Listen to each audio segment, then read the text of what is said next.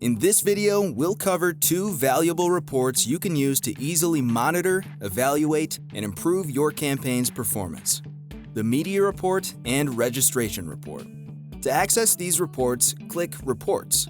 Let's start with the Media Report. The Media Report provides you with a large amount of tracking information.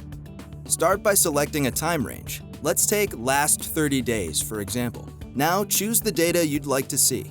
You can choose to see information like brand, tracking codes, countries, type of creatives, and more. You can also aggregate the data by day, month, or year. If you'd like to see specific metrics like the performance from a specific brand or campaign, which is the tracking code, use the Filter By option. Once you're ready, click Run Report. Note that the default report shows you 15 entries.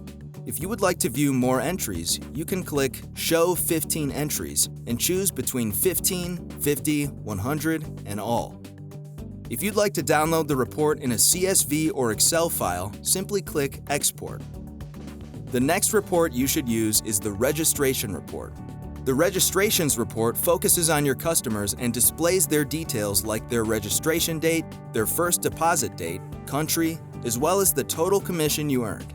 This report will provide you with a wider overview of your activity. You can also select your required time range. The default report will show you the data arranged by registration date. If you'd like to add more parameters to the report, simply click Show Properties and then add parameters like brand, tracking code, banner size, and more. Once you're all set, click Run Report. If you want to search for a specific user, click here. Happy monitoring!